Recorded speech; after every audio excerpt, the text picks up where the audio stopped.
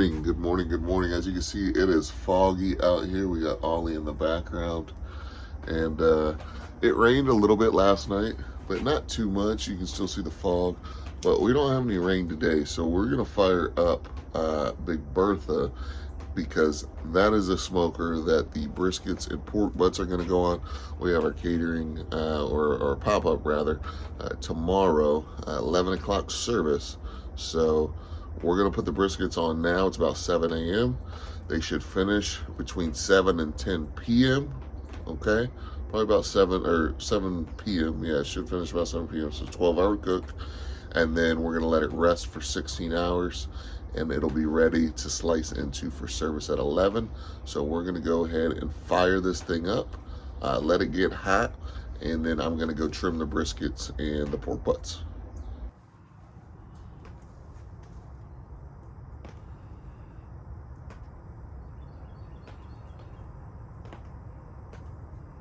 In the meantime, we've got one pork shoulder butt, okay, and this is, I think around 10 pounds. And then we have two prime briskets, okay. These are 14 pounds each. So we're doing 28 pounds of brisket, 10 pounds of pork shoulder butt today. And then this is gonna be ready for service tomorrow at 11, and then tomorrow night when we're done serving, we're gonna rush back and we're gonna put the same exact quantity, 2 more briskets, 1 more pork butt on the smoker to get ready for Sunday. We're doing both days, Saturday and Sunday. So from here on out, it's gonna be a little hectic. So we're gonna cut into these. They've been sitting out for, I don't know, not that long, maybe 20 minutes. Nothing too crazy. But we are going to get our knives. We're gonna do the pork butt first. We've got my super secret rub here. This is actually from my grandfather. I'll give you a look at it. I'm not gonna tell you what's in it, but you can kind of guess some of the ingredients by taking a look at it. This was my grandpa's rub. I actually was able to track it down. So that's very cool. And then we'll get to the briskets here in a minute on what we season those with. This is the pork rub. We're gonna cut into this, and unlike briskets with pork, at least the pork butts, there's not really much trimming you're gonna wanna do on these. And one of the reasons is it doesn't have a lot of fat on it in the first place. Obviously you got this fat cap here, which we could trim a little bit of it. I usually don't though, and the reason is I want this layer of fat over the pork. That way it can give the pork some more moisture. Okay, now one problem that we might run into, this might be a little longer cook because it is still pretty hard. It's still pretty, there's some parts of this, probably the center of this is still frozen. Unfortunately, we pulled this out days ago. But I made the mistake of throwing frozen ribs on top of it. That was just due to space I had in the fridge.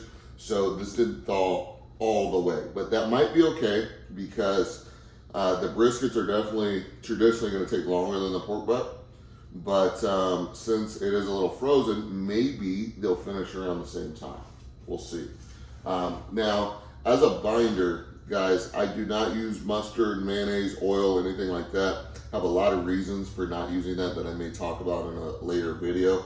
One of the main ones though that I will mention is that I feel that it doesn't allow the seasoning to actually penetrate and get into the meat.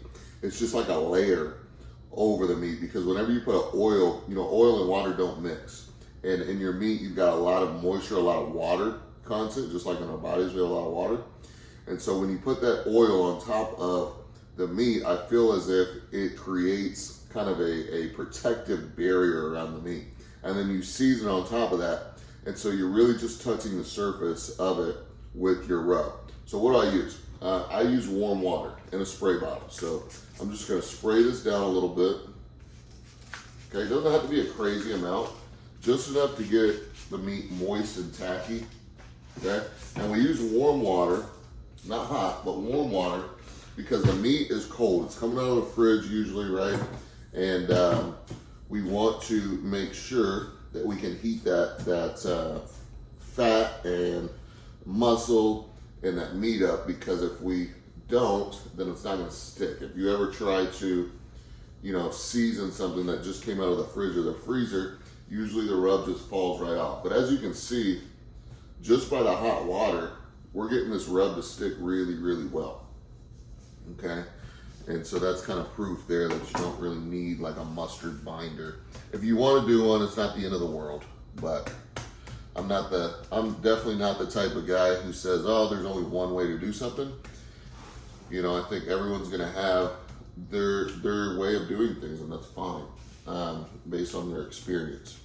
Now, the good thing about pork butt is that it is almost impossible to over season a pork butt, which is great because it allows us to go very liberal on our rub. Really rub it in there, right? Okay.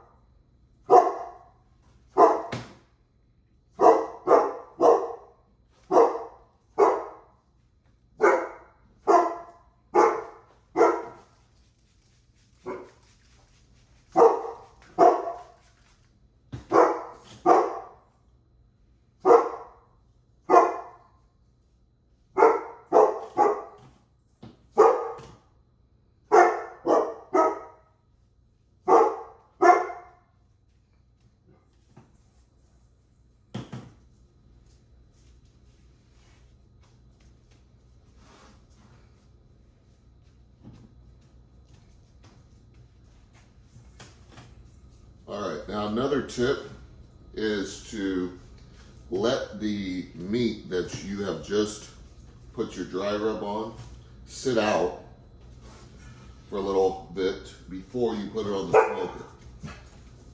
Not a ridiculously long time, but you definitely want to let it sit out a little bit. And the reason is you want the salt from the rub and the rest of the rub to really penetrate the meat before you put it on the smoker. And by doing that, when you do put this smoker with all this rub on it on your cooking grates, not as much of it is going to actually rub off if that has penetrated the actual meat here. Okay. All right, so we're going to let that sit and we're going to move to the briskets.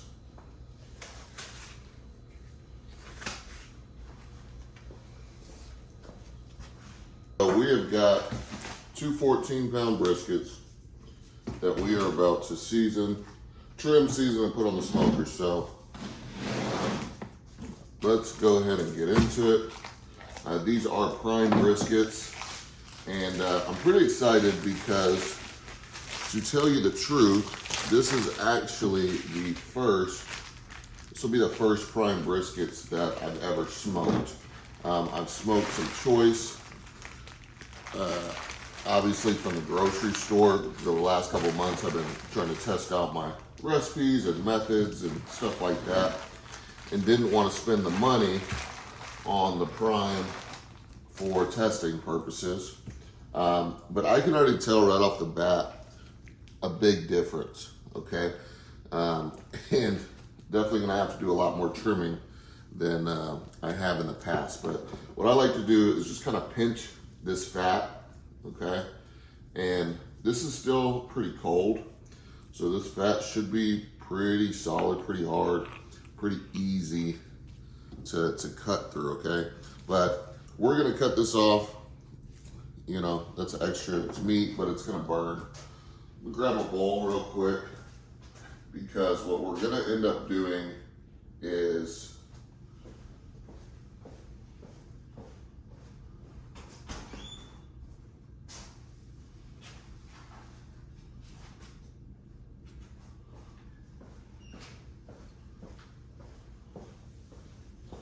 what we're gonna end up doing is saving the fat for beef tallow. So that fat's gonna go on the smoker, and we're gonna smoke it and render it down so we can use that as tallow. You know, tallow from the store is great, but it is expensive. It gets expensive, and when you already can make the natural product, and it's also something about using the tallow from the same actual cow is I don't know, it's kind of cool. I don't know if that actually makes a difference, but to me it's kind of cool. So we're gonna trim off the silver skin here,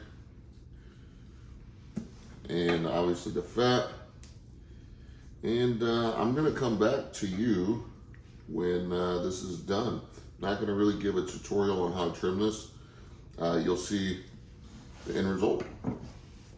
First thing we're gonna do is our black mesh pepper, okay?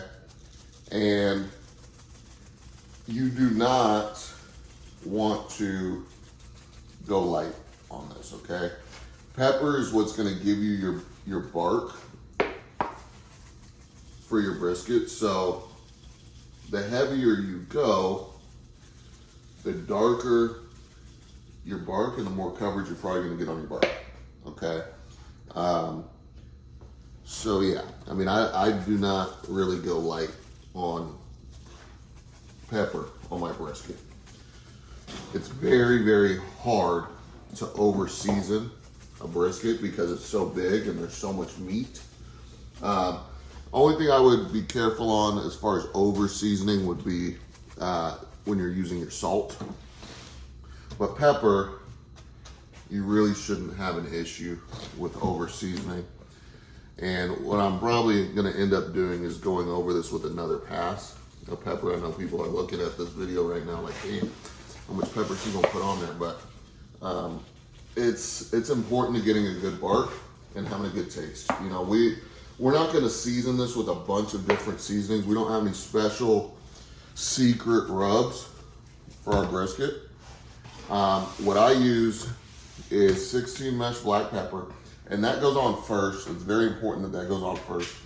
And the reason is that we want this to be the first thing that the meat gets a piece of, and we want it to set into the meat. If we do garlic powder or onion powder, paprika, or even salt first, it's not going to allow the pepper to stick as much as we want it to. So pepper's always first, and it's got the biggest, 16 mesh. This is going to be the biggest spice that we use. So the salt, and like I said, we're using black pepper, kosher salt, Diamond Crystal kosher salt, and Lowry seasoned salt. So the Lowry's and the kosher salt, they're much smaller grains. And so that being the case, they're gonna be able to get into the cracks of, the spaces where the black pepper's not at. As you can see, there might not be that many spaces where the black pepper's not at, right? But yeah, lots of black pepper is gonna give you a great bark, okay? And then we like to, since we're not doing any crazy special rubs, it's because this is a good piece of meat. Like I said, it's a prime, it's a good piece of meat. We want the beefy flavor to be able to come out, okay? Not doing a great job with this salt, I'll be honest. I probably should have it in a shaker, but I digress. We'll get the shaker dialed in next time, okay? But for now, we're gonna go with the hands. I have a pretty good feel most of the time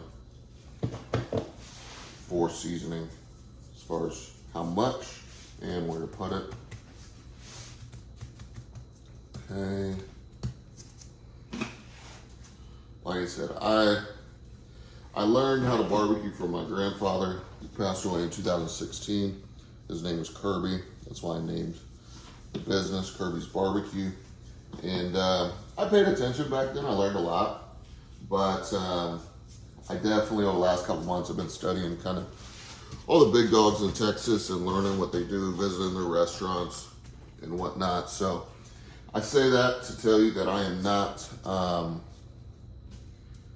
not like a professional at this quite yet, even though I'm starting a business around it. Like, I'm not naive enough to think that I know everything, and I'm willing to learn. So you guys got anything in the comments? I may not agree with you, but you know, feel free to do it. So I like to use seasoned salt as well because there's a lot of good spices in here. I know a lot of people say, you know, just salt and pepper, which you can do that, but seasoned salt gives you those other spices that are in the seasoned salt, and it also gives you more salt content. Like I said, it's very hard to over season a brisket because of how big and meaty it is. Okay. And not only that, but it gives it a beautiful, beautiful golden color. Okay. So we're gonna let this sit for a second. We're gonna move on to the second one. Let that get in there before we flip it over and do the other side. Let me get the sides of this first though.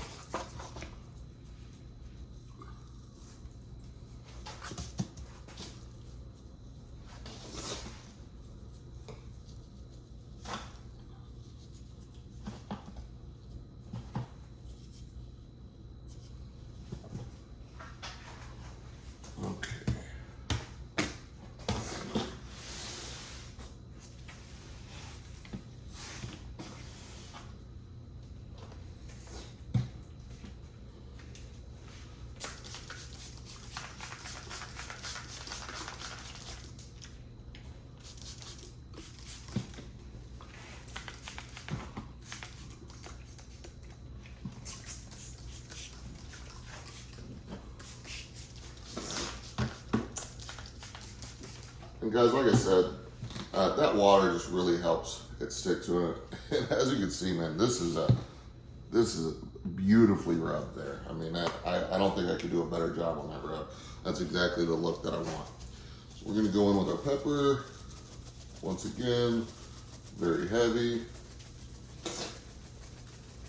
Sorry, I'm kind of sniffling. It's not because I'm sick, I promise. It's just all these spices, man. They get into my nostrils and not much I can do, you know.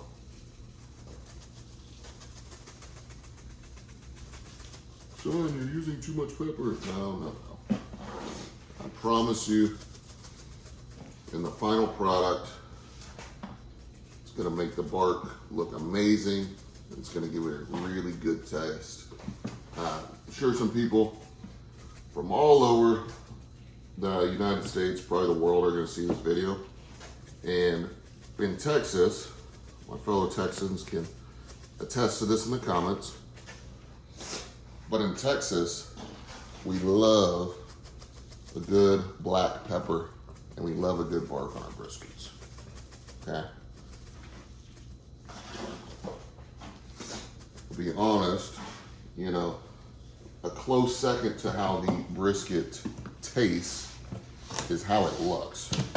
You know, people eat with their eyes. And so you want your brisket to look good because it gives people a really good expectation before they even taste it. Okay, we're gonna let that black pepper sit in there.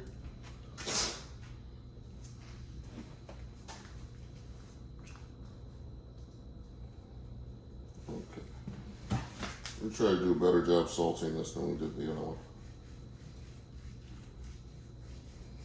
Pro tip, I did learn this in my restaurant experience, is the higher that you can put the salt on, the more even it should be. I don't know the science behind that, but yeah.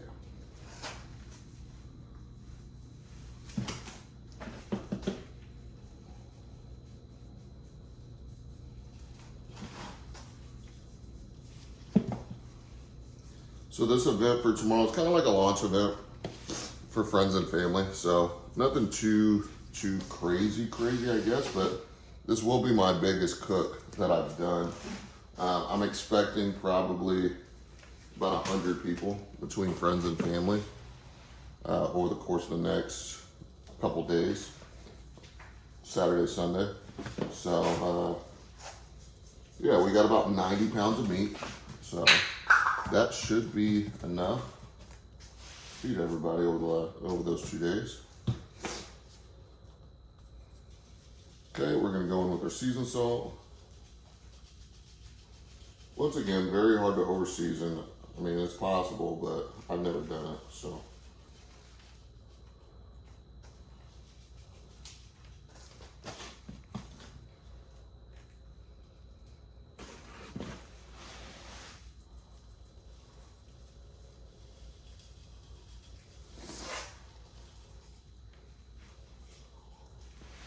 I know some people like to err on the side of caution when seasoning because they don't want to over season, have salty meat, stuff like that. But I've been doing, food, restaurant stuff for a decade, and you want to have your meat to have good flavor. You want people to come back.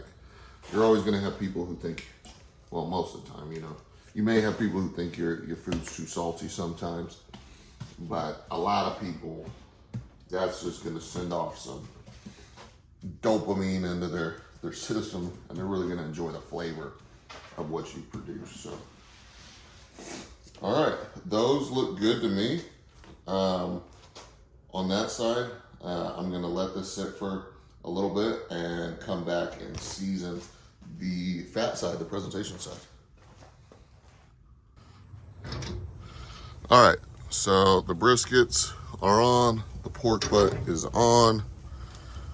Sorry about the sun, it's really sunny. Okay, those look beautiful, well seasoned. They look gold, like goldies. There you go. Got our water pan. That's just grease and seasoning that fell down in there, okay? And we're just gonna let these roll. We're gonna go clean up, start making some sides. All right, guys, so it has been 3 hours since we started the cook, and man, I love this smoker. I love this smoker because it's got a big water pan in it, and this thing holds temp like a champ. I've never seen a smoker hold temp this well, especially one of this size. Usually you can get offsets to hold temperature if they're larger, and a smaller one like the offset that I have, very hard. You're constantly having to manage the fire. With this one, this thing will stay between, whatever you want, but I keep it anywhere between 250 and 275 in that range, and it just stays there. You put a couple logs on your bed of coals and you're good. But it's been 3 hours, so we're gonna open up, we're gonna check out what we're looking like here, and we are looking beautiful. Let's see if I can zoom in here for you. So water pan needs some more water. We're gonna add more water to that. But there's the pork butt. Let that get in focus. That looks beautiful. You can tell it's getting the smoke because it's turning red. It's got a beautiful color. We got brisket number 1. That bark is definitely setting, if not set already. Looks pretty set. We are going to start spritzing because it looks like the ends are getting a little dry, and I think that bark is set. And the top one, same thing. It's looking beautiful. So we're going to go ahead and, like I said, add more water, get the humidity up in there, spritz the meats, and we're going to keep cooking. All right, guys, so the pulled pork, the pork butt, is at about 160 degrees. So it is time to pull it, wrap it, and then throw it back on the smoker. So I'm going to grab it so you guys can take a look, see what it looks like, see what kind of bark we got, and see how red it is, see what the smoke absorbed, and or the pork butt absorbed as far as smoke, and yeah.